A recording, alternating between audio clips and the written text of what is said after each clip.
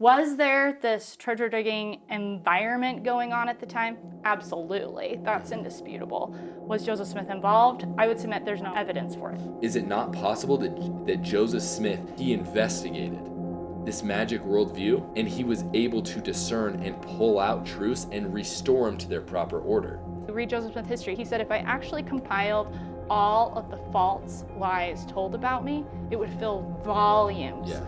And what I would like to ask people is, what are those false accounts that fill volumes? Because this is before polygamy. So what's curious to me is then if we have these accounts of Yeah. Brigham Young saying that he used a seer stone to locate where the gold plates Yes. are, then other accounts of people saying that he used a seer stone to then translate the actual Yes. record. Why are those not credible?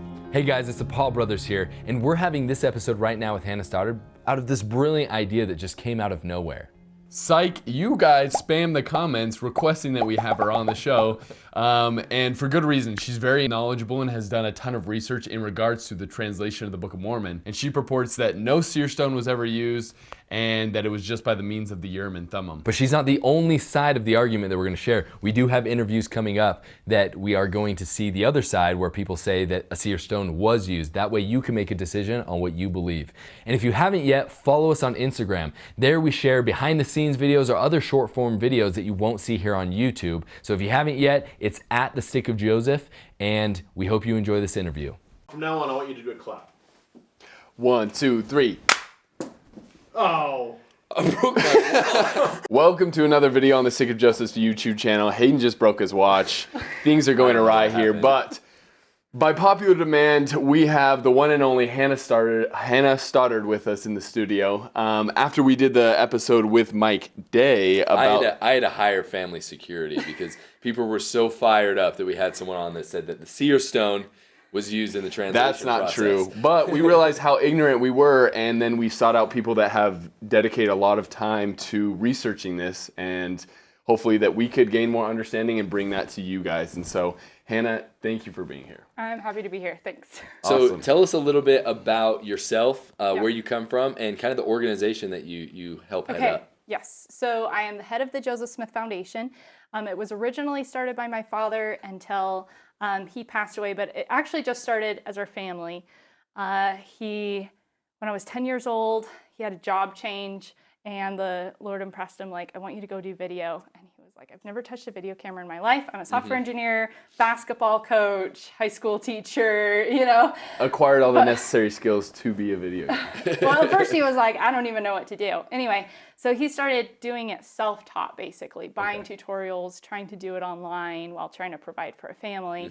And he was home educating his family, so he's like, well, I don't bring the kids along for the ride. So 10, 11 years old, I'm trying to learn Photoshop, and we thought we were pretty much the coolest kids on the block.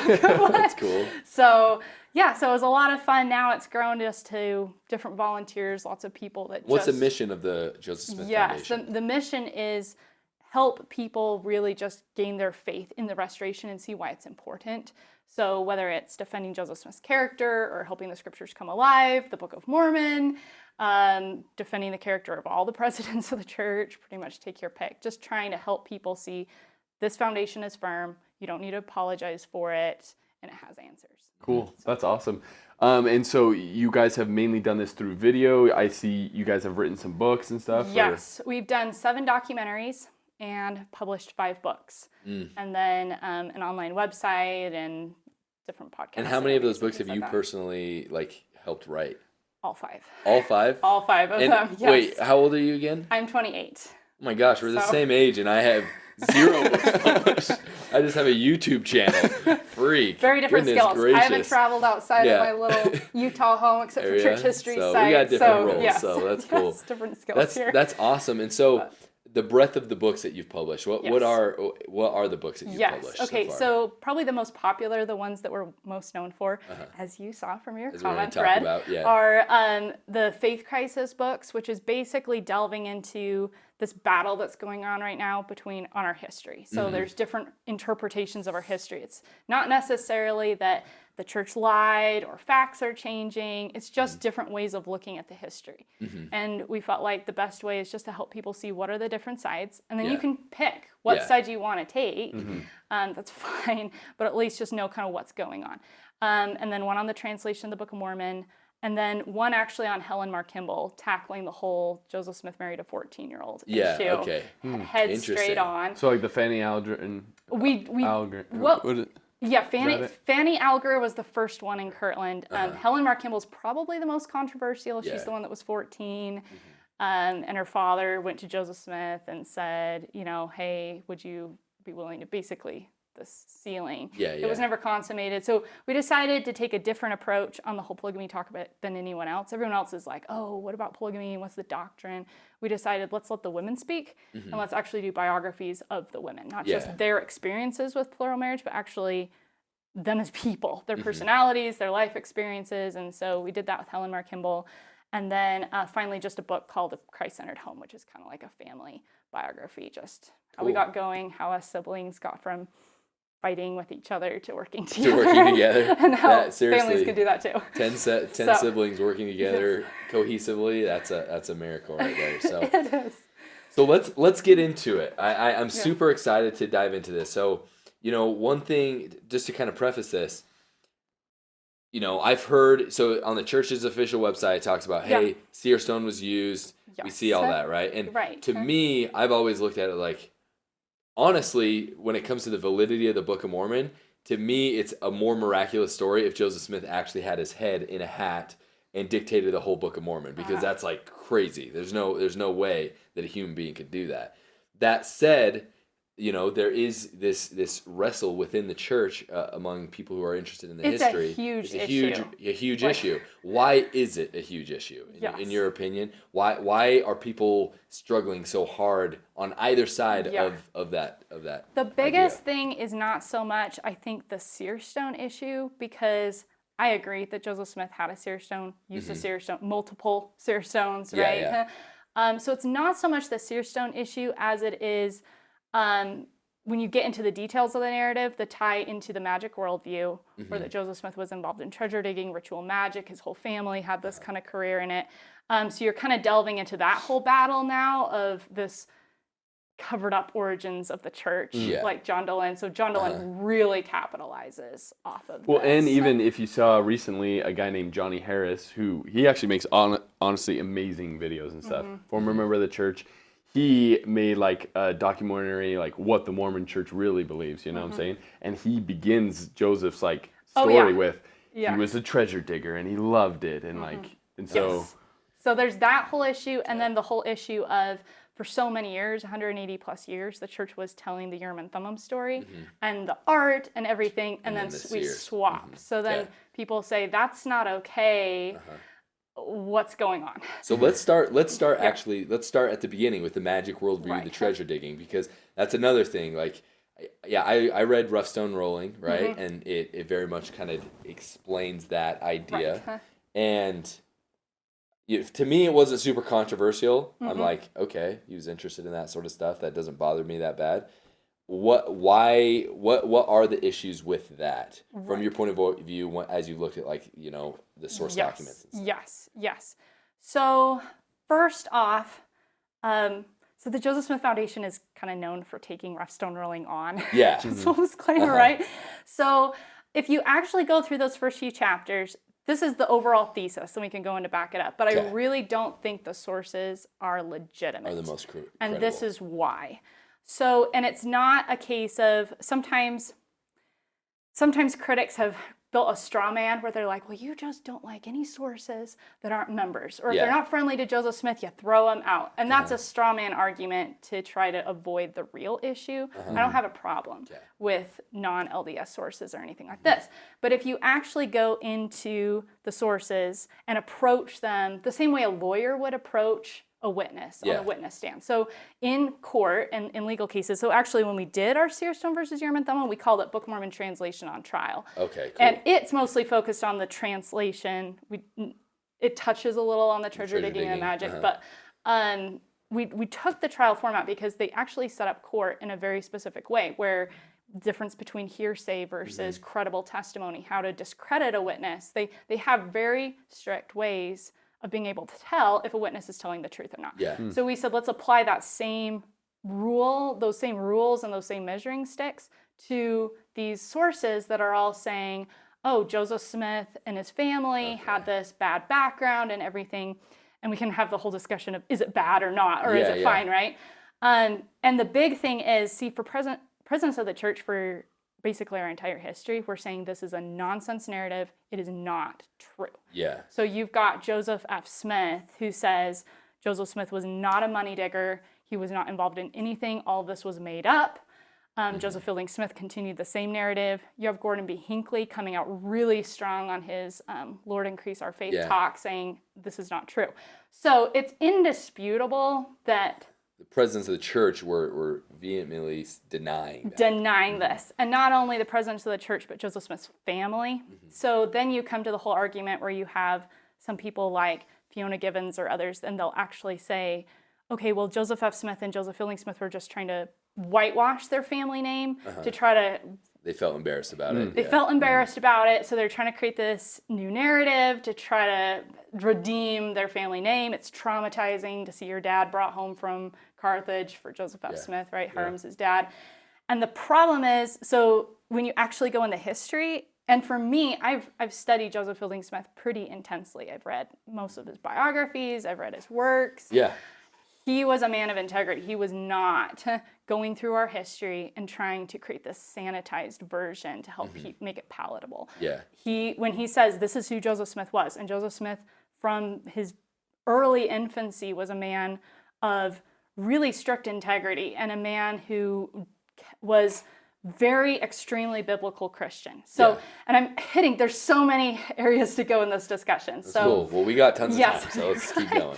So, and not only Joseph Smith, but Joseph Smith Sr. and Joseph Smith Sr.'s family. So you have to understand a little bit of the background of this family. Yeah. And if you read Lucy Mack Smith's autobiography that she wrote, this is the family that would do family devotionals twice every day. That's hymns, scripture study, studying the gospel, praying. Even the neighbors would come, which they had a big family. Were trying to survive most of the time. A lot of times they were poor. And so I don't know about you, but I'm trying to make sure our family does our scripture study like several times a week, not twice a day. Yeah. So that's the family dynamic they come from. It's very Puritan kind of background, heritage. Yeah. And then so let's start into the whole, was Joseph Smith and his family involved in ritual magic? One just fact is there is not a shred of evidence in the family letters or their history or their family culture. Magic. Right. And if it was as extensive as Richard Bushman or others say, where it was really this thing they all did together and they're really involved, you're going to have hints of the language, the atmosphere, something in letters. In the family group chat. Yeah. Right, Yeah, yeah. people looked at the family group chat. And this is a big family. There's Hope people never look at ours. Right, there's cousins, there's uncles, there's aunts, and there is nothing. Like, you study even Asel Smith, Joseph Smith's grandfather. He's the one that would say, like, you don't even pray, you don't even approach God unless you're, like, serious and doing everything to God in a serious manner. And, like, these are very strict Christians. So was there this treasure digging environment going on at the time? Absolutely. That's indisputable. Was Joseph Smith involved? I would submit there's not evidence for it. So if you actually go now through the sources that are in rough stone rolling, you have, let's take the 1826 trial, as I'm assuming you guys have probably heard about it. Yes. And That's like the first time that, they were like, hey, he's duping us with the seer stuff. Right. So they have this trial where they're calling him, this is 1826. So this is 6 years after the first vision, right? Yeah. And he gets a plates 27, right? In 1827. Yes, Okay. right. So he's been visiting the hill, with Moroni. Like this in the story's thick of it's coming. Like it's coming in a big way right now. Right. Okay. So if you go read rough stone rolling, it says on the court record, Joseph Smith admitted XYZ. Joseph Smith Sr. said he was really ashamed of his son for using God's gifts for filthy lucre and stuff like that. So if you just read the actual text in the biography, you're like, whoa, we have a court record of Joseph Smith admitting to this. Well, that's pretty solid, right? Okay, well, actually go look at the footnotes. So did the trial exist? Yes, we know that. Oliver Cowdery even talked about it in 1834-35. Oliver Cowdery said that Joseph Smith was completely honorably acquitted. Now, okay, so then you be careful with our terms, right? Was there actually a trial? Well, the only record we actually have, the little docket pamphlets, paper documents that are on the Joseph Smith papers, is there was an examination. So you have to understand the legal process. A whole different thing. Yeah, because I could call right now, like the DA and be like, Hannah Stoddard punches babies or something like that, right? And we'd have to go and they would examine that. Absolutely. And then they'd be like, wait a second, there's not any evidence that Hannah Stoddard punched babies. But then it would be bad for me to go and be like, Hannah Stoddard was put on trial. She was accused and like they did a trial. It's a different thing than just an accusation and then examining whether or not it had legs. Yeah. No babies were punched. No babies punched. Absolutely. In the making of this video, no babies were punched. Right? So anyone can sue in America. Anyone, and it's going to go before a judge, and the judge is going to look at the sides and say, is this even worth going to trial or not? And if he can see there's no evidence, let's not go to trial. Sorry, guys, it's over. That's what happened with the quote-unquote 1826 trial. It was just an examination. It never actually got to trial.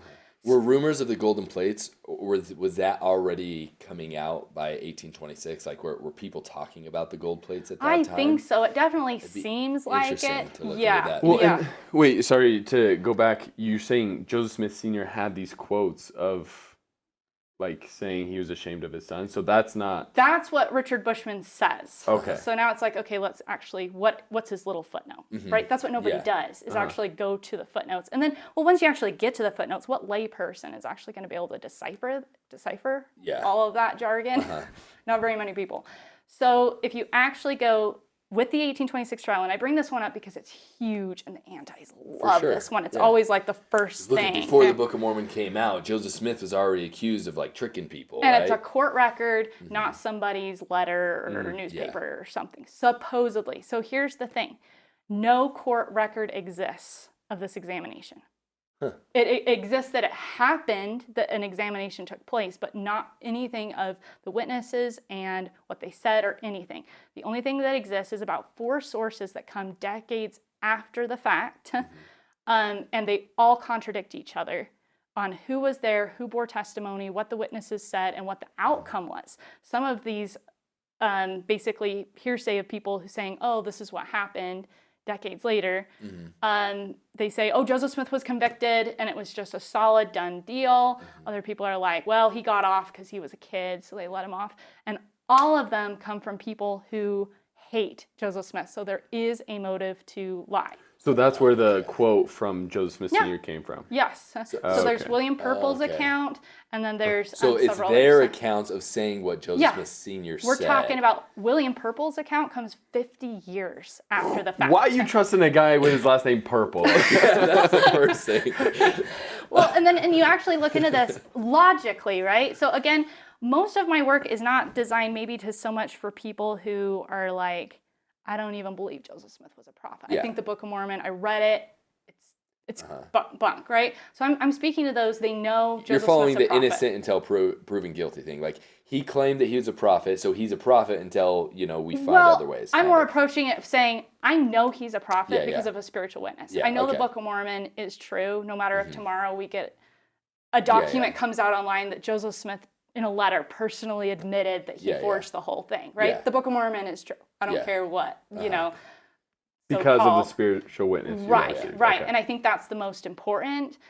But the history and the data and the facts are also important because history is how God deals with his children. So we learn about who God is by history, right? Yeah, this is super interesting because I'm thinking like from the perspective of how things can just like blow up and get convoluted. So so the 1826, the record that there was an examination, what does that say does it say what the examination is about? It's just that he was accused on the Joseph Smith papers. I'm going to say like digger. I'd have to Okay. look it up. But it said accused of money digging. Yeah, right? yeah. The The treasure glass digging or licker. something. Yes. okay. Examination of Joseph Smith the glass The licker. glass licker, Is okay. what it says. So And then we know Oliver Cowdery talks about it in a letter to W.W. Phelps. And he says, people were trying to accuse him of defrauding people or episodes with the whole Josiah Stoll adventure and different Yeah. things like that, which is another A whole conversation different too. thing. But there's all of these accounts, and people just quote them as, well, Joseph Smith Sr. said his son used God's gifts for filthy lucre.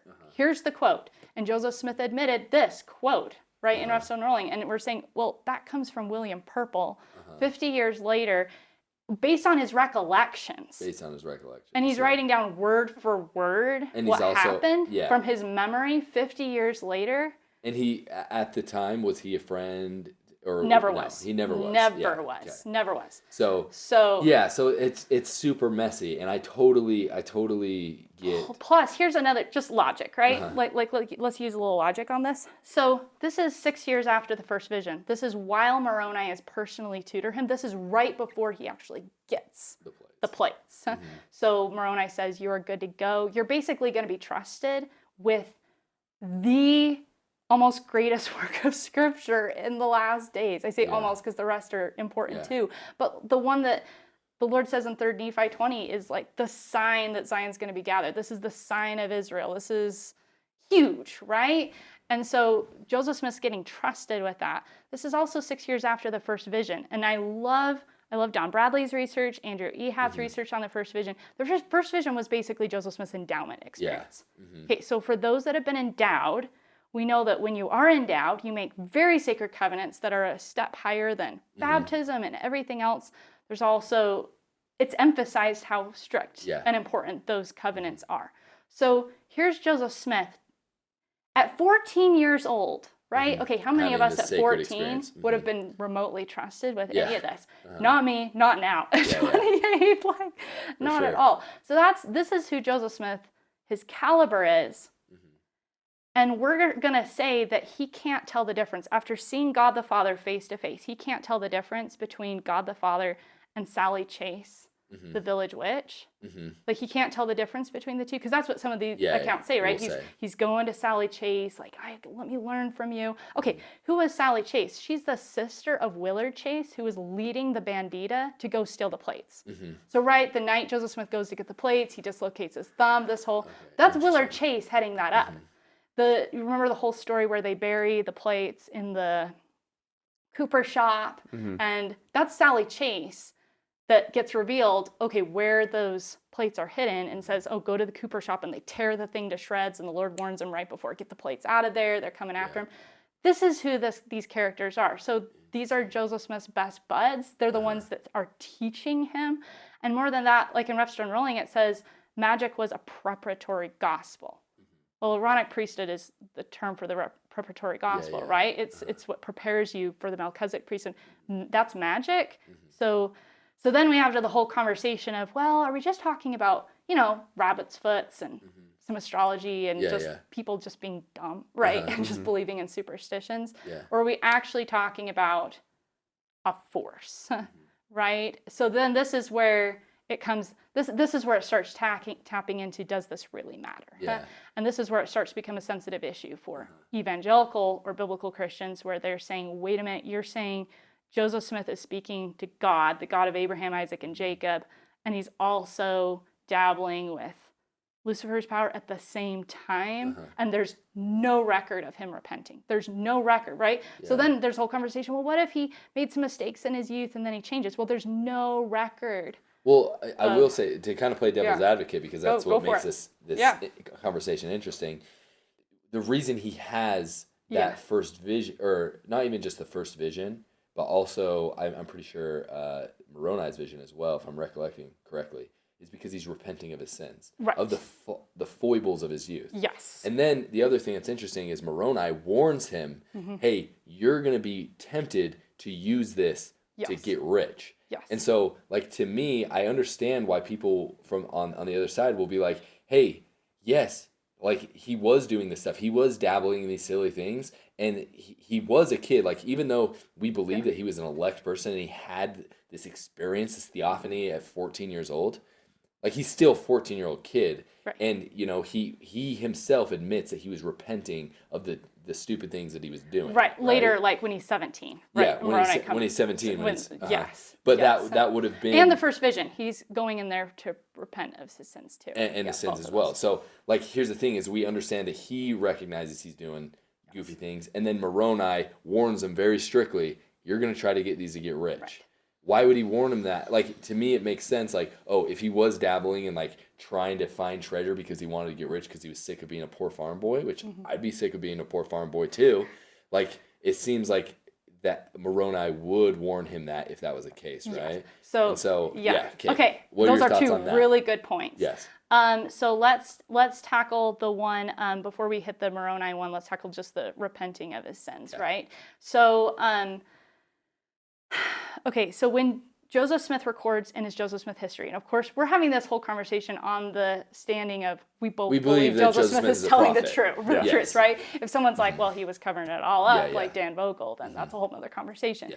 Yeah. But so when Joseph Smith writes his Joseph Smith history, he talks about the context of what he was praying for repentance of on that night that Moroni came to him. And I was studying this out a few years ago. I'm gonna try not to get emotional, but because I really feel for Joseph Smith in this situation, because he explains what mistakes he was actually using. And he says actually specifically in there, he says, everyone has misinterpreted what I was saying. He's saying, so I'm going to clarify really clearly. He says, the worst thing that anyone can accuse me of ever doing in my youth was being a little too jovial and lighthearted and mixing with people that weren't quite the status of my calling. Yes. So that's what he says, right? And then he goes into why. So he explains Joseph Smith has the first vision, right? And he does disclose that, possibly unwisely, to people. I don't know whether he was supposed to share that or not share that. Either way, He cast his persecution pearls starts. before swine, potentially. Potentially, maybe it was the right thing to do, but persecution unleashes on him. And because of that, he really gets spurned, kicked out. And okay, all of us were 14, 15, 16 once. That's a very important age where you want to feel loved, you want to feel accepted, you want to have friends, right? Well, all of the community of so-called Christians and upright and moral people kicked him out, is what he says. The people that should have been the ones to help him in that situation. So you can imagine there was a cultural dynamic in the neighborhood where he's the one that's the outcast. He's the one that's mocked and taunted and gossiped about. So he says that some of his friends maybe were not quite as sober and rigid as serious as a prophet who's literally talking to Nephi and Alma, and literally the greatest, according to multiple presidents of the church, the greatest man ever to live except for Jesus Christ. So compare kind of context, right?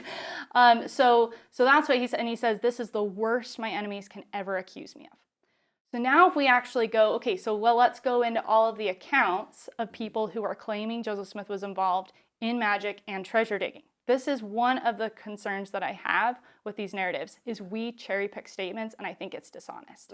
So we'll go quote purple and say, oh, Joseph Smith admitted to this, and then we ... out the part that continues where Joseph Smith Sr. and Joseph Smith talk about him slaughtering a lamb and doing a sacrifice for these rituals to go find treasure. We ... that part out because that's obviously not what happened. But we use the part of the account we want to believe, right? And we do the same thing with all the Mormonism Unveiled accounts. So we'll go through and we'll pull out, well, there's this evidence. People are saying this about Joseph Smith. And it's like, well, is the witness credible or are they not? Because if they're credible, you can't pick what you want to include in your narrative, it's either all or don't nothing. want to, right? Like when you're on the witness stand. So that is one I've heard anti-more bring that up, and I'm like, yeah, that's kind of legit. If you're a member of the church and you evaluate a source and you say this is a credible account, or this person has something to contribute in our understanding of Joseph Smith, who he was when he was growing up, then use him as credible. Don't use him when you want to use him and then be like, oh, well, he's not credible on that point because you don't want him to be credible on that point. Does that make a little bit of sense? So that's pretty much consistent through all of these magic and treasure digging accounts. So then when you go to Moroni, so Moroni comes to Joseph Smith, and all we actually know about, if you actually read the quote where Moroni talks to Joseph Smith, is he's saying, you're not going to get gain out of this. So does that mean Joseph Smith was involved in this whole career involving ritual magic and folk magic and treasure digging? Or is it as simple as all of us? He's poor, he's sitting here. The Lord's like, I have a book that's literally going to change the world. It's going to revolutionize the planet. Everyone's interested in wanting to know where the Native Americans came from. Here's actually the real story, and being like, this might bring my family out of being the, poor. This might actually provide for us. Maybe instead of having to kill ourselves day and night, maybe we can actually be comfortable. Maybe we actually, so it's saying, okay, we're reading into that is saying, oh, well, there you go. That's verification that Purple and all of these guys are telling the truth. But that's not really what Joseph Smith said. And then if you go to Joseph Smith history, where he says, the worst thing anyone can accuse me of in my entire growing up years, it's just I was a little not sober. I should have been a little more sober, and I should have been a little more careful in who I chose my friends. Yeah. If that's the worst thing that all of us could look back at our teenage years and say, hey, I just wish I'd been a little bit more careful in my friend's choice, and I'd been a little bit more sober, that's Joseph Smith for you. And the reason why that is important is because, and then this is where it comes again into doctrine and how do we understand. So in our day and age, we have become desensitized to what magic is. And this is where the real rubber hits the road, where it really comes down to what do you believe, right? Yeah. So what was Joseph Smith doing? Back to is it just a rabbit's foot and a little bit of astrology, weird stuff? Or is he actually dabbling into another force? So in my mind, there's three options if we just talk about this logically. So they say Joseph Smith is looking in a stone and he's finding neighbors' lost objects, or he's finding treasure. Okay. That is not scientific. I mean, yes, God operates according to law, but there's a force creating. If Joseph Smith is looking at that stone and he's saying, I'm seeing where this treasure is, he's either lying or he really did. I don't believe there's any sources that he did say that, but we're just going along this line of logic, right? So let's say it did appear. That's not scientific. So an external force caused something to appear that he's looking at.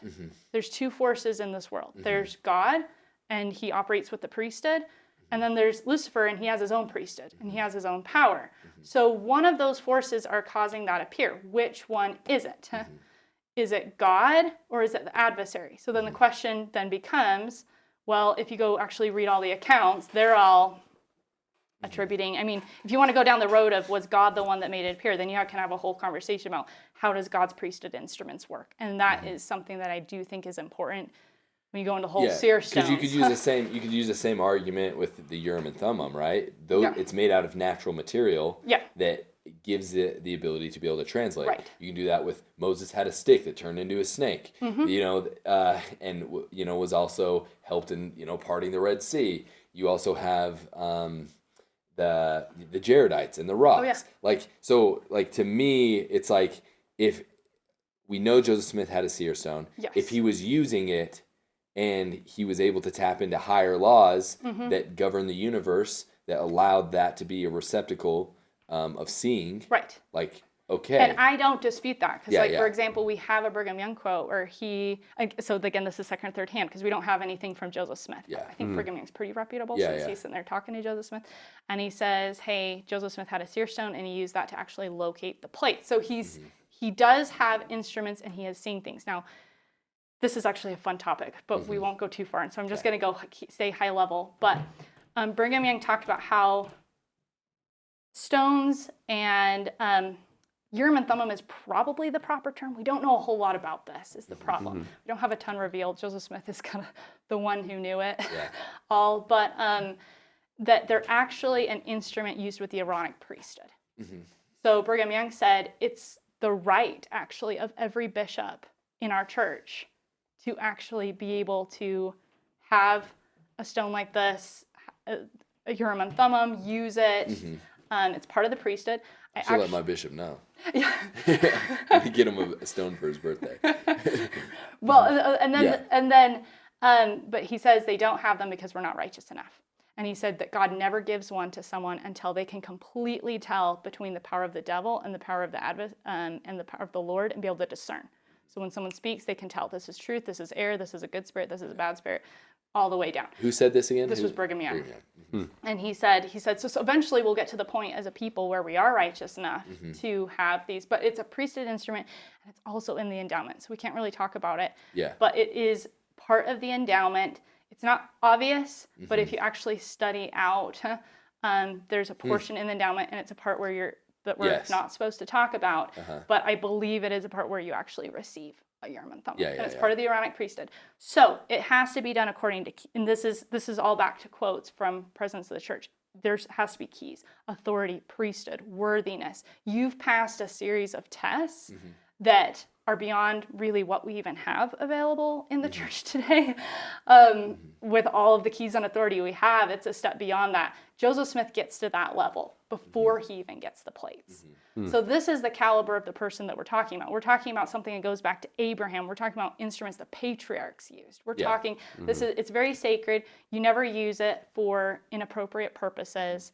And I think this is actually why Joseph Smith didn't talk about it. You know, when Oliver Cowdery asked him and says, tell us all about how the Book of Mormon was translated. And he's like, it's not expedient for me to talk about this. He's saying, I can't. So we established he did have this seer stone, right? Right. Now, why are the accounts that say that he used that seer stone for the translation of the Book of Mormon not, I guess? Okay. Well, one sec. Before we get into that, I have another question on this, and then we'll get on that question. Yeah. Because here's the thing: is evangelicals or other Christians would look and say even the use of a seer stone is cult magic. Well, because they don't believe in the Bible. Yes, I know, but here's the thing. This I mean, they say they do, but it's I personally believe if we went back to a lot of the patriarchs and some of the rituals they did, and just kind of the way that Judaism and the religion was done back then, we would probably feel uncomfortable with some of it. You know what I mean? Even just the idea of like sacrificing animals, right? If someone was sacrificing animals today in order to appease God, we would be like, that's barbaric. That's barbaric. It's cultish. It's magic-y. Yeah. Okay. So let me respond to that just with a couple bullet points. First, let's remember that all of these sources that sound magic-y, every single one of them are coming from people with motive to take Joseph Smith's character out. There's not one single source coming from family, a family culture, cousins, uncles, anyone that worked with Joseph Smith, all of that. So we got to remember that first off. In fact, when they write it, it's with a very different tone, very different language. So that's just to make sure like we are discussing like even what we're dealing with here when we're talking about these sources. And then the other thing is when we go to discussing, like you said, evangelicals are going to look and say, well, okay, what is this thing of like putting hands on their head or everything Magic with the underwear temple and all this, Right. So the key is everything in the kingdom of God, God has his version and the devil has his version. And that is a very real thing. So there are seer stones that are absolutely evil. And you have the case of Hiram Page's stone. So Hiram Page starts using a seer stone. Well, Joseph Smith has that stone ground to powder. He says, we're not even going to touch it. We're destroying it, burn every writing that came from it. We don't touch it. There's multiple records of members being completely excommunicated from the church in the early days of the church by Joseph Smith and by Joseph Smith's cousins and family for touching astrology, for touching any of this, of the opposite worldview. So it's not like, well, they're kind of both the same and we're kind of sifting through it. No, they're polar opposites. They're against each other.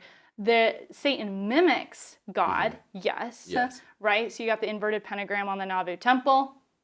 Satanists use the inverted pentagram. If you actually go into Satanism, they have the sacrament. They just use real flesh and blood.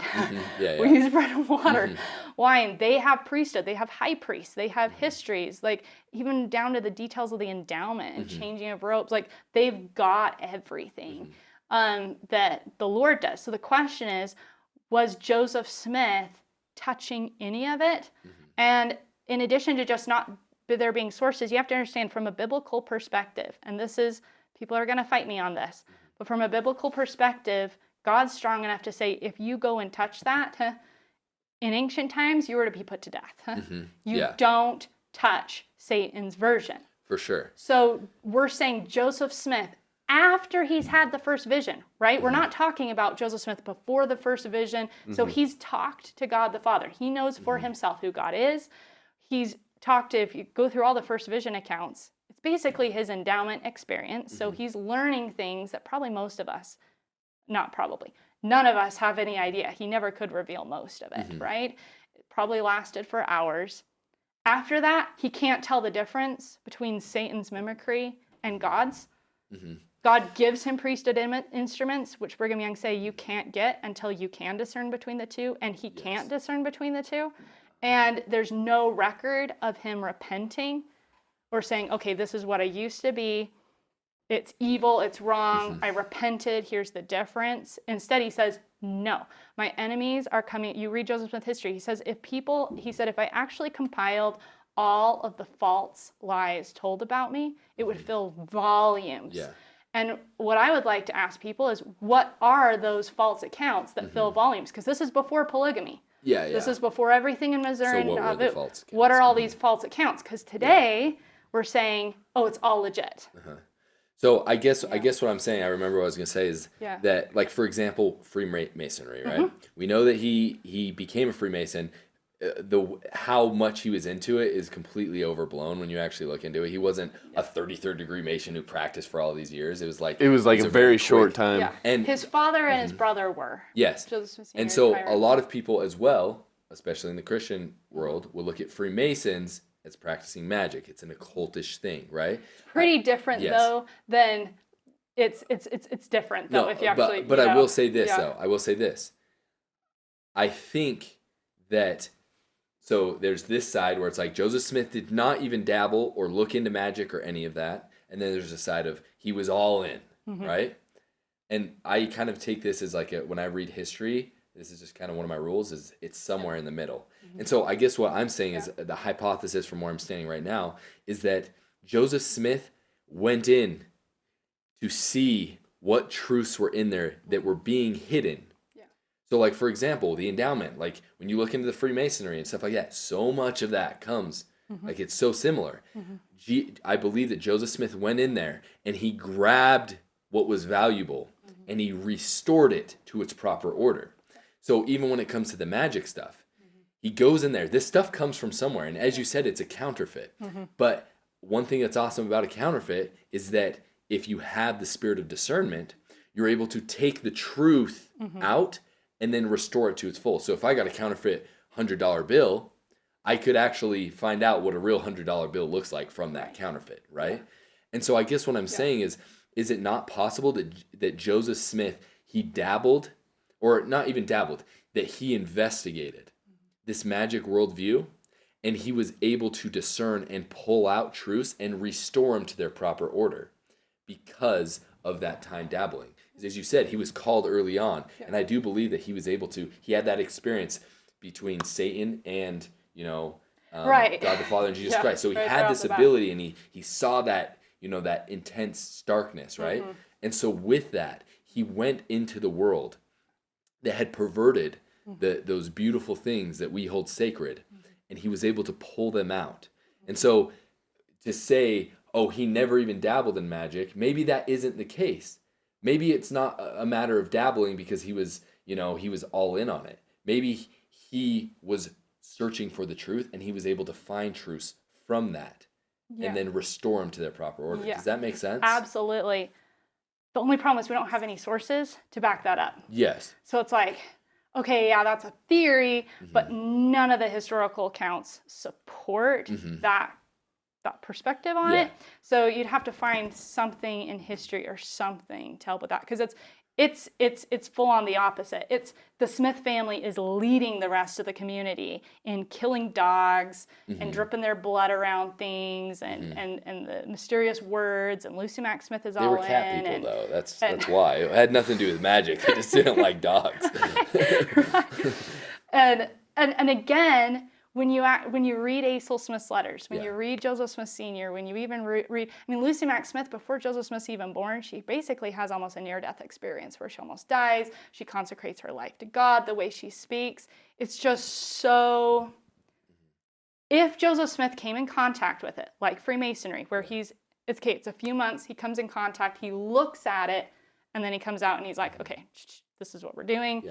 Yeah. Sure, but that's a completely different narrative than the sources, and it's completely different than early Mormonism and the magic worldview and Michael Quinn. So just like understanding like, okay, the magic worldview is a completely different hypothesis than what you're presenting. That would be a whole new vein of research that would be like, okay. Well, so I guess what I'm not trying to present a whole new thing. I'm presenting an good. interpretation based on the two different sides. So let's take this as an example. You just barely said Brigham Young said that Joseph Smith used the seer stone to find the plates. Right? Yeah. Okay, so now take this. Gold in plates in the ground. Yeah. He uses seer stone to find it. People are claiming that he was looking for treasure in the ground using a seer stone. Right. So what I'm saying is, why isn't it okay to say Joseph Smith was trying to understand sacred things? And maybe for example, he was like, however he came up with this idea, he felt called to like look into this idea of looking for, gold or whatever it is in the ground with this stone. He does it. Maybe someone's like, hey, I lost this thing. Can you help me find it? He goes, he's like, oh, I'll give it a try. It doesn't happen. That's where the court case comes from. But later on, he does learn the divine way of using this occultish thing, what is normally used as an occultish thing, to find a sacred record. I guess what I'm saying is I'm not presenting a something that has to be documented. What I'm saying is the middle ground between him using the stone to find the golden plates and him using the stone to find treasure is he's learning. Yeah. Right? Right, yes. And so then I'm like, okay, great. Again, it's a different Joseph Smith that's portrayed than in these sources. Like when you read the sources, he's drinking. Yes.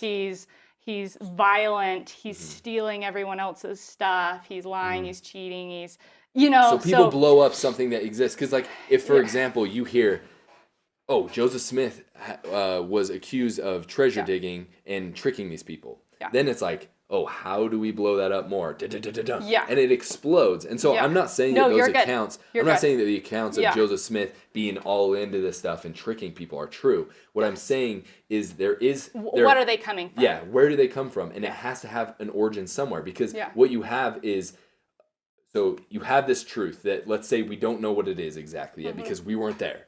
And I wish we could. Yeah. And so we have this truth.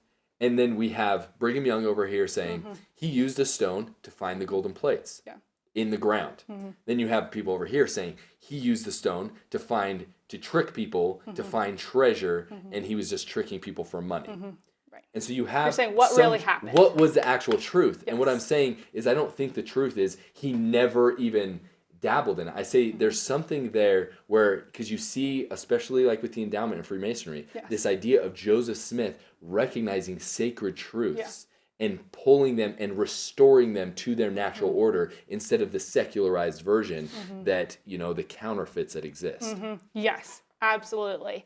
The only reason where I'm a little bit hesitant is when Joseph Smith himself addressed the treasure digging claims in the early 1830s, because everyone's throwing this around, like, you were a treasure digger, right? Yeah. So this is the famous one. So there's, of course, the one that people love to quote where he says, well, it wasn't a very profitable job. He only got... Yeah. 13, I don't remember how much he got for it, but in that account. But then the other one is in, this is like right in Joseph Smith's history in the Times and Seasons, where he says, in the month of October, 1825, I hired with an old gentleman by the name of Josiah Stoll, who lived in the state of New York, ...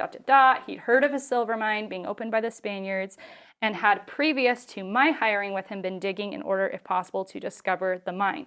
After I went to live with him, he took me among the rest of his hands to dig for the silver mine, at which I continued to work for nearly a month without success in our undertaking, and finally I prevailed with the old gentleman to cease digging after it. Hence arose the very prevalent story of my having been a money digger. So Joseph Smith is saying, this is where these stories come from. I'm basically a common laborer. I get hired by this guy. After a month, I finally convince him, give up on this. Okay. And this is where it comes from. Okay. So if you actually go to, there is a quote from like these one, I won't identify who it was, but like a member of the church scholar says, it's not Richard Bushman, but so somebody else. And they're like, well, Joseph Smith was just embarrassed. So he just covered it up and was like, oh, it just comes from the Josiah stole, and he wasn't being honest. There was even an email I was forwarded from a different author, and he was like, yeah, Joseph Smith and Oliver Cowdery kind of collaborated together to cover up everything. And so the problem is, no, Joseph Smith was not in any cover-up mode. It's impossible. Yeah. He was an honest man. I know that without a shadow of a doubt. And integrity was very critical to him. So if he gets up and he says, hey, everyone's saying I was involved in treasure digging, this is where the whole story comes from, and this is all there is to it, then I'm going to take Joseph Smith's word, and I'm going to believe that he's telling the truth. Okay. So, do we know how long from his account, how long he had the seer stone for? Like when he got don't know for sure, because again, Joseph Smith never once used the term seer stone in his life that I've been able to Did he find. call it a Urim and Thummim? We don't have any account of him talking about referring to anything. Yes. But we know that he had it. But we from do Brigham know Young from other talking sources. decades later in Utah. So there is an account where in Nauvoo there was a meeting with Joseph Smith and the Quorum of the 12 where they say, hey, Joseph Smith showed us his seer stone. So that's why I think Brigham Young's a credible witness, because he clearly had conversations with Joseph Smith. So yes. Yeah. So, okay, now this new, I love it. I love having this because I'm trying to figure this all out, right? And this I'm is right good. with you. Yes. I don't have any, I'm a passionate person, Yeah. and critics won't believe this, but if Joseph Smith came down and was like, okay, let me give you some more facts, Yeah, let I'm me show good you. with what Yeah. really happened.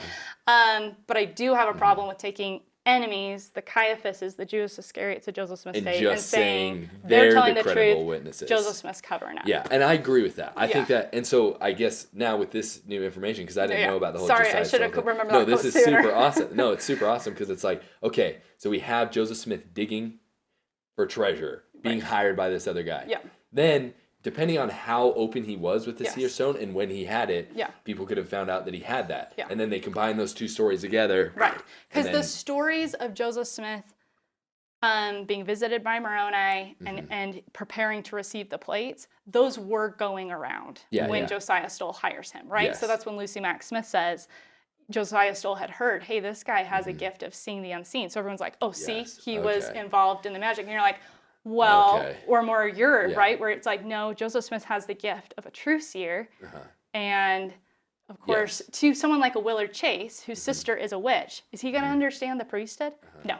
Is he going to understand, oh, this is how it works and everything? No. But I guess what I would say is, like, how did he get the idea that he could use a stone to be able to find the gold plates, right? Right. And what I'm saying is, like, I don't see it outside of the realm of possibility for him to, like I said, look into the magic worldview of the time and feel, because he has a gift of discernment and because he's a chosen vessel, to be like, that's the truth. It's being We'll used go for to bad. God, right? And then so he's going to figure see out it how to use it. and say, hey, these people are doing this. What is up with this, right? Same thing he did with the trying to know what church was true. He Yes. goes to God and he's like, God, can you just explain to me what's going on here? Yeah. Which then is different than how the enemies twist it. Yes. But Okay. All right. Now to your question. Sorry, I really wanted to get into that, but I found that really interesting. Hope you guys did too. Yeah. So what's curious to me is then if we have these accounts of Brigham Young saying that he used the seer stone to locate where the gold plates are, then other accounts of people saying that he used the seer stone to then translate the actual record.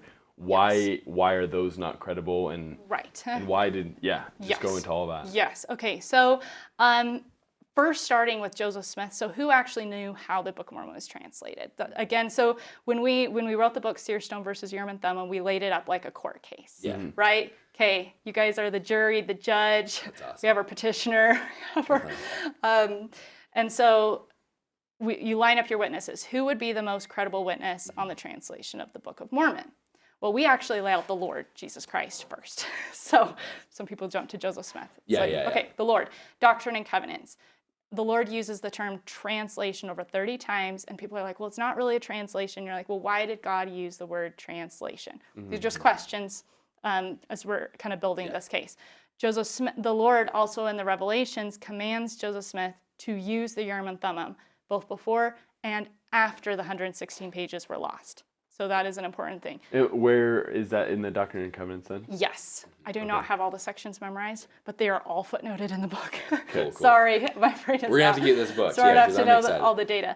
Yeah. But so that is one of the theories, right? Well, he started with the Urim and Thummim, and then he loses it after the 116 pages, and then he switches over to the seer stone or something like that. So no. Right in the Doctrine and Covenants, the Lord gives him the Urim and Thummim back, and he says, translate as you have begun, the same way.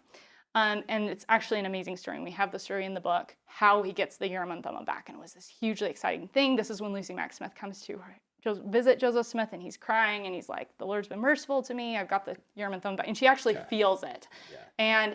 And then the interesting thing is it was actually included, the Urim and Thummim, as one of the 5 Nephite or Jaredite artifacts that the witnesses were shown. So they're shown the sword of Laban, the Leahona, the breastplete, and the Urim and Thummim and the plates. There's no seer, and they're shown these artifacts and saying every single one of these is part of testifying to the authenticity of the Book of Mormon. The seer stone is not included in that number at all. So I'm just building a case here, right? So then people say, oh, well, Joseph Smith never said anything about how the translation occurred. And they quote that one quote that I referenced before. It's just sufficient to know that we have It was the gift and power of God. Gift and power of Right, God, yes. Well, what they don't tell you is we actually have 13 first-hand documented statements from Joseph Smith where he shared details about what was involved in the translation of the Book of Mormon. Really? And we learn all these different bullet points. We learned that he used the characters, that he actually pretty much used every plate on the plate. So he's very much involved. This is a first-hand experience with the plates. They're not covered, wrapped up on a table. This is from Joseph Smith's own account. And in one of them, for example, Joseph Smith, the first 3 months, Joseph Smith spends only translating characters before Martin Harris shows up. And they're like, okay, now let's actually start translating the Book of Mormon. So he's copying characters. He's translating them for 3 months. When he actually translates with Oliver Cowdery, the whole Book of Mormon process only takes 57 to 85 days. So he spent longer translating characters than he spent actually doing the actual Book of Mormon. Well, what's that about? What was Joseph Smith doing for 4 years with Moroni? Well, Joseph Smith and other accounts, they tell us he's visiting, he's seeing visions of the Nephites. He says Lucy Mack Smith says he knew their dress and their fashion and their mode of warfare and their government, the way they did their animals, as if he had spent his whole life among them. John Taylor said Joseph Smith was so familiar with Nephite culture, it was no different than if he had been a Nephite. But he didn't know where the Book of Mormon happened, though, right? We'll go into that another day. But Hey, mess up people, that's just a joke. These quotes are coming from Lucy Mack That Smith. one in particular is Lucy Mack Smith. There's another one with John Taylor. There's others of like Joseph in her autobiography, or Yes, Okay. yes. And so that's Joseph Smith would come home and he would tell his family stories and describe this. And then there's other accounts of Joseph Smith's people like John Taylor and others saying Nephi came to him, Alma, Mormon, Moroni. It wasn't just Moroni talking to him. He's talking to all the Nephite prophets. What are they talking about? And why does he have to have all these conversations to then translate the Book of Mormon if he's just burying his head in a hat reading words off of it? Mark L. McConkie, he was Bruce McConkie's son. I loved how he always phrased it because he was like, no seer stone on this issue. He was like, Joseph Smith was a prophet, seer, and revelator, not a prophet, seer, and a reader. Because then if you go back to it, right, why could Oliver Cowdery not translate and Joseph Smith could?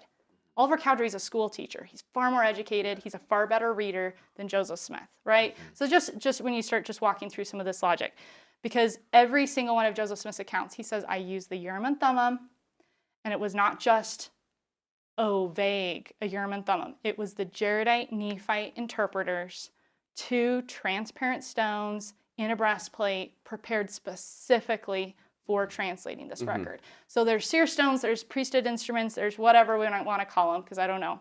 The Lord will one day have to give a revelation and be like, this is the proper term, this is how they work.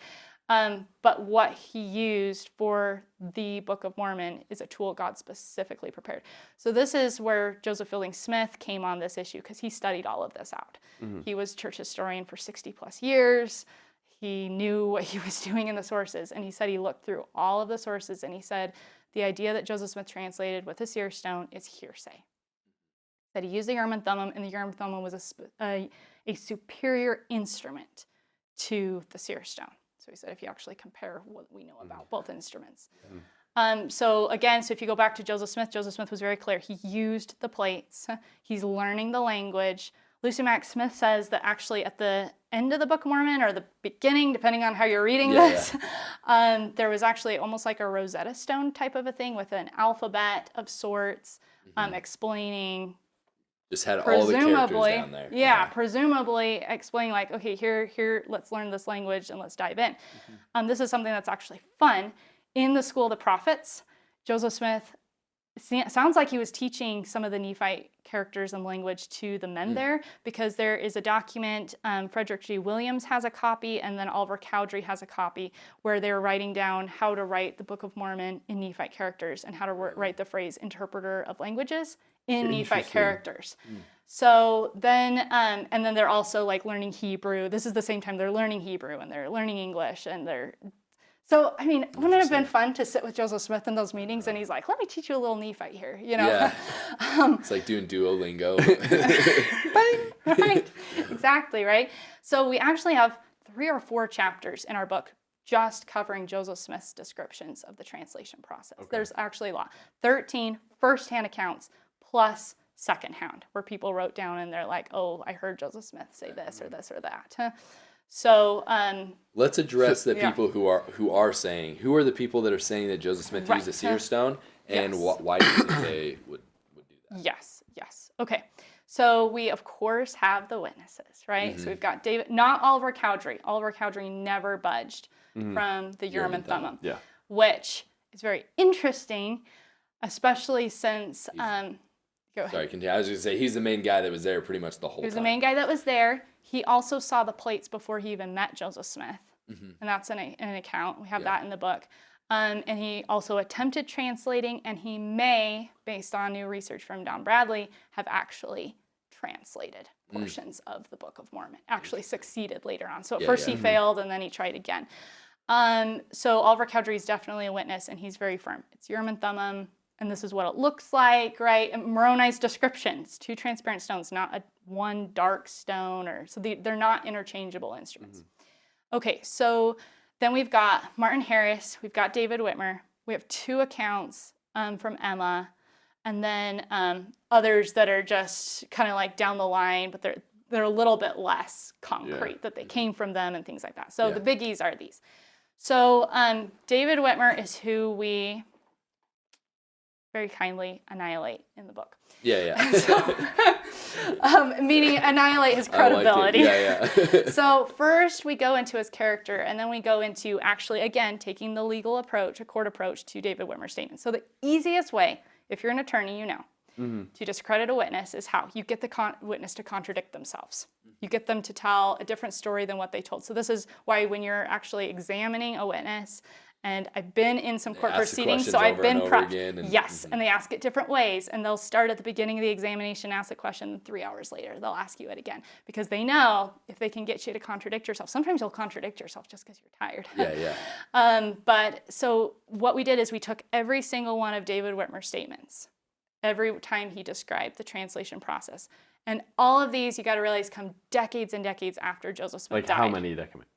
Like the 70s, 1870s, and 80s. Okay. So this is a long time after he's left the church. Joseph's dead at this point. Dead.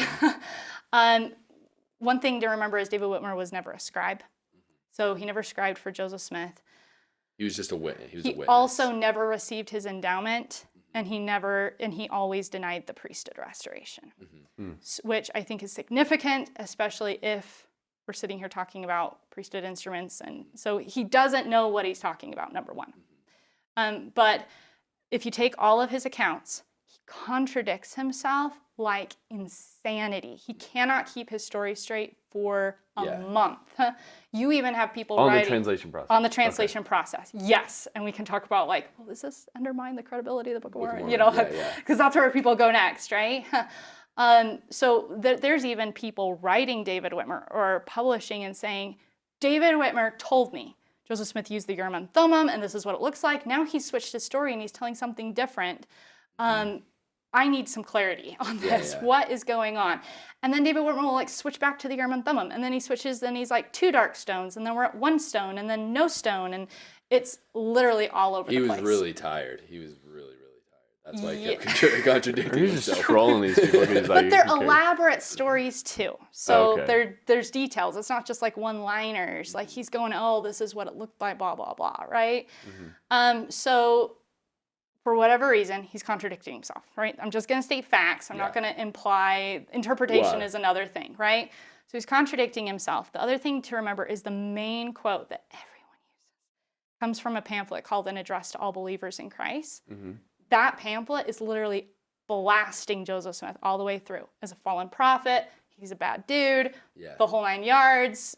He sinned. The church sinned and went astray because they listened to Joseph Smith. So that's the context, right? So again, I say, hey, if we're going to quote him, we need to be upfront with members. With the context of everything. Yeah, I'm not on the side of like the church lied and we covered up our history, but I do think we do need to do a better job at being upfront about the whole story. Yeah. Sometimes we focus only on the happy parts, which is natural, right? Yeah, like a lot of people, their scope of the restoration doesn't leave the little missionary pamphlet. Right. Yes. And it's all good, and Joseph Smith is on this path to glory, and you're like, okay, there's actually a lot of going on here. So, with David Whitmer, David Whitmer is a sad story. So when he goes astray in Kirtland, and he's getting frustrated with Joseph Smith, and he ends up leaving the church, at the same time, he was actually consorting with a witch who used an occultic seer stone to get revelations, him and Martin Harris, that they were going to replace Joseph Smith. So what we just established is David Whitmer's not just a man who was there with Joseph Smith, had sacred experiences, and then he leaves and becomes an evangelical Christian who denies all this. He's actually involved personally in the opposite. Okay. So Whitmer, you were saying Whitmer and Harris were consulting with a witch. Yes, in Kirtland. And so there's that whole dynamic. You have David Whitmer's son actually, and John Whitmer actually used, I'm going to say they're satanic seer stones, because I don't believe in the revelations coming out of those stones to start their own churches later on. So he's involved in the opposite. Okay. And he was never endowed. He never received the priesthood, so he never personally experienced the true version.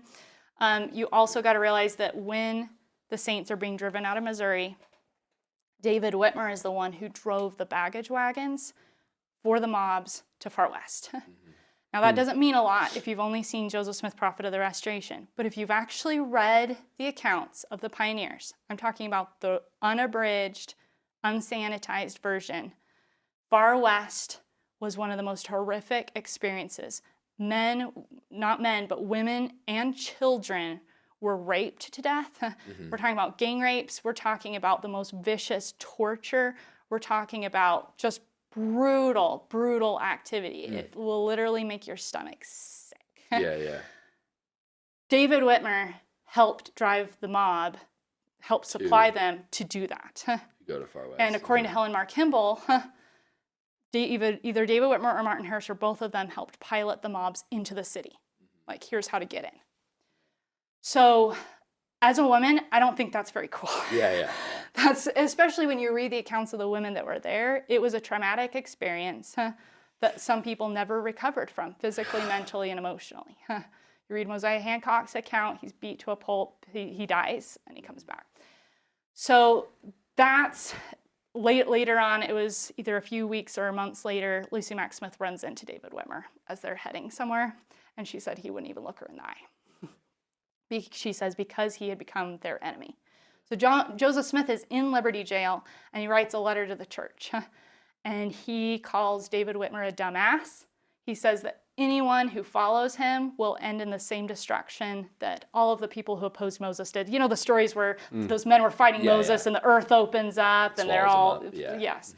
And he's like, that's going to happen. And he said David Whitmer and others, he said, were so mean and so contemptible. He said, we just want to forget it. Just forget they even existed. Now, is Joseph Smith just being like he's overreacting? No, he's not overreacting. He's sitting here helpless, watching his people and innocent women and kids brutalized. Right. This is the real church history story, right? And so we don't tell this part of the story because it's a little sad. Yeah. It's the story of someone who had amazing potential for good and then fell. But at the same time, I do think we sometimes need to tell some of those sides of the story because we need to see what happens when someone turns on the gospel. Well, this is why it's important. Look what happens to their lives. Look what happens to who they are as people. Who are the heroes in the story? Yeah. Where Well, does they're this not going road to go? say any of that stuff about a guy who is one of the 3 witnesses. You know what I'm saying? Because then people that can't, I guess. Aren't nuanced Yeah. Yeah. And can't, what is it? It's like separate. Yeah, compartmentalized. Thank you, brother. Compartmentalized because, yeah, that's horrific to have a person that did all that stuff be one of the guys whose name is still printed as one of the 3 Joseph witnesses. Smith didn't take his name out of the Book of Mormon, Yeah. right? He didn't. Yeah. That's interesting. And I think part of it is because it's the same reason people struggle today when a bishop gets arrested for having child pornography or something happens and people are like, oh, the church isn't true. Like, what happened? And you're like, no, it's actually really simple. There's people who have light. There's bad people and there's good people. And sometimes they fall. Yeah. It's just how they're, and it can happen to any of us. None of us are exempt, So I'm not on a David Whitmer hate bandwagon. I'm just like, okay, let's just understand who he is. And then when you realize that none of his translation accounts are even consistent with themselves, and he never participated in the translation process, I'm a little bit hesitant to take his word over Joseph's. Yeah. Okay, so to kind of, I want to wrap up, but I have one more question. I want to. Sorry, I'm going No, long. it's all good. No, this is amazing, and people need to get this book. I need to get this book. Yeah. I'm super interested in this. So let's talk. Let's just end with this, and then we want to end with your testimony. Yeah. What about Emma's? Yes. That's. Okay. I feel a lot of people watching are probably like, well, what about Emma's? Yes. So I don't know for sure exactly what was going on because then Emma's also show up. They're like 50 years Later. after the translation. It's the 1870s. So Does she have any others where she talks about the Urim and Thummim, or is it only? We have Catholic William translation? McClellan trying to convince Joseph Smith III of the seer stone. Okay. And like, you got to believe this. And all of that, which tells me Emma's children grew up with the Urim and Thummim narrative. In fact, the RLDS Church stood staunchly against the seer stone narrative in their own newspapers. Which the RLDS was continued by Joseph Smith III. The third, Okay. yeah. So this is Emma's kids, Joseph Smith's sisters, I think. Okay. So it seems like they grew up with the narrative. Right. So I Urim don't and have a Thummim. quote or a Okay. journal entry from Emma Early saying, on. yeah. Okay. But I'm like, that's a little interesting if her kids are like, no, this is how it is. So we do have a letter of her writing to Emma Pilgrim. And she says she has the switch story. So the idea of Joseph Smith starting with Urim and Thummim and then switching to the seer stone. The problem is that contradicts Joseph Smith's account in his own words. Yeah. So why did she say that? Did someone convince her of that? Tell her it later. Joseph Smith's been dead for decades. I don't know. But it contradicts Joseph Smith, and Joseph Smith was the one who saw the plates and did the plates, and Emma never saw the plates, right? And then there is her interview with Joseph Smith III, and I know other people have done more research on this, like Jonathan Neville, and they're like, it's unsigned. Do we even know if she said it? Whatever. Yeah. I'm not the biggest expert, other than I know that in the same account, of course, she's like, David Whitmer's a very trustworthy man. Just trust him 100%. There's this other research that I've been doing about William McClellan. So William McClellan was one of the members of the Quorum of the 12 who left the church, apostatized. He's the one that goes and actually ransacks Joseph Smith's house during the Missouri persecutions and takes Emma's last blanket. Like she has one blanket left for her and her babies, and he grabs it and she's like, why are you doing this? And he's like, because I can, So he goes on this movement after Joseph Smith dies. Actually, he believes he's had a revelation where God told him to expose the man of sin, and the man of sin was Joseph Smith, and to rewrite the history. It's like right there in this revelation. And he starts, after getting this, visiting. He visits Emma. He visits David Whitmer, trying to, the Whitmers join him for a time with his new church. Yeah. There's something going on. Something else going on. There's something going on. So that's where I'm like, okay, well, let's hold on before we just go, oh, Emma said all of this. And we're like, well, there's just a little bit of shady details before we just hang our hat on it. Yeah. And again, Joseph Smith couldn't show the Urim and Thummim to anyone. He couldn't show the plates to anyone. He couldn't really even describe how the Urim and Thummim worked because he's under covenant by the Lord. And the Lord says, you'll be destroyed if you do this. So when you can't share details, people tend to fill in the blanks with what they know. Yeah. And especially talk amongst themselves, whether they mean ill for it or don't mean ill for it. And so that's where at the end of the day, I'm like, okay, who actually was there? Who knew what they were talking about? It's like gossip in a ward, right? Just go to the person who was actually there, get some firsthand knowledge. And for me, that's Joseph Smith, the Nephite prophets, and the Lord. Awesome. That's amazing. What I'll say is it's not as cut and dry as a lot of people make it out to be, okay? And we need to look at all the sources. I think, so the Urim and Thummim versus the seer stone, the translation of the Book of Mormon trials. Put that in the description so people can check it out. Would recommend because it gives a lot of more detail that isn't covered in books like Rough Stone Rolling. And I'm totally open to the conversation, right? These are the conversations that are fun to figure out what do we actually know beyond the surface Sunday school level, right? For sure. And I think from my perspective, this is why I would never base my testimony on history. Because you have so many contradicting things. You just don't know. It's like you watch the news today, and you have two of the main news stations saying completely different things, and you're like, what is the truth? Yes. And so take that, put it 200 years ago, and then try to figure it out by just the history. And that's why, like, I think this stuff's important. I think it's important, and that's why, you know, we have this channel, and why we're interviewing you right now. We think it's important. And I think that it's a fool's errand to think that you're going to be able to prove the validity of the Book of Mormon, of Joseph Smith as a prophet, the restoration of the gospel, just through history. It won't happen. We're dealing with spiritual things, and it has to be discerned with spiritual eyes. Thank you. I almost hear no one make that last point. That is so true. Yes. And will you please share your spiritual witness of the restoration of Jesus Christ, the Book of Mormon, and we'll just kind of end with that. Yes. Yeah. I never personally went through a faith crisis per se where I was like, Joseph Smith's not a prophet, but I also didn't get a testimony, just I wasn't born with it.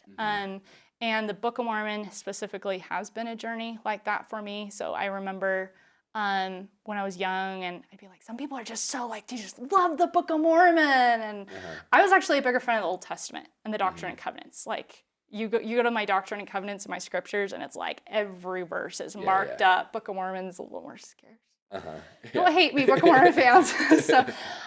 So over the last several years, I've gone on this, okay, I want to figure this out. I want to know why President Benson was so emphatic. Like, the Book of Mormon will change everything, and why Joseph Smith's like, it's the most correct book, and it's so critical. So, and yes, and it's not through history. I know the history. I can hold my own talking with anybody about the history, but that doesn't give you that spiritual witness because it's something the first presidency made a statement in 1909, which I love. They said that man by searching cannot find out God. The Lord must reveal himself or remain unrevealed. And over the last several years, I have really tried to make the sacrifices necessary. It's every single one of us has to make those sacrifices and put in that time to study the Book of Mormon and to study Joseph Smith, to understand who he really was as character, not just the stories, not just know all the facts. And as I have paid that price, as I have tried to fast, and as I've tried to pray, the Lord's helped me understand that the Book of Mormon is far more important than any of us have any idea. Like, even in just the last 6 months, I think my sister's sick and tired of hearing me go, we've got to get the Book of Mormon out to people. It's so important. But I really think we are chasing after every other solution that we can find, every program, every expert, and our world is falling apart. Our marriages are falling apart. Our families are falling apart. Our schools are falling apart. Society, morality. We've got to maybe try the instrument that Joseph Smith restored through the Lord, and that the Lord said, use this, and you will build Zion. And I really believe that if we can do that, our homes will be revolutionized. Every single one of the promises that President Benson gave about the power of the Lord coming into a home is real, and I know that for myself. Awesome. Thank you so much. That's awesome. It's the strongest witness of Jesus Christ that exists because it's him going to a whole other people. If the Book of Mormon is true, it's the strongest evidence for the resurrection of Jesus Christ that exists on the planet. Yes. And I think that's why it's so powerful. Thank you so much for sharing. Hit an outro, Jack. God bless, dude. This is awesome. I'm loving this. I feel like we're ending this so early because I could talk about this forever and go into all the ins and outs. But if you want to find out more, we're going to leave all the links to Hannah's work in the description. Thank you so much for what you do and for taking your religion seriously. Because at the end of the day, I think that's what we all need to do, is take the things that come from God a whole lot more seriously. And hope you're satisfied. You're probably not, so leave it in the comments and fact check that crap out of us. And we'll invite other guests on and have more conversations. But until then, stay curious and hungry.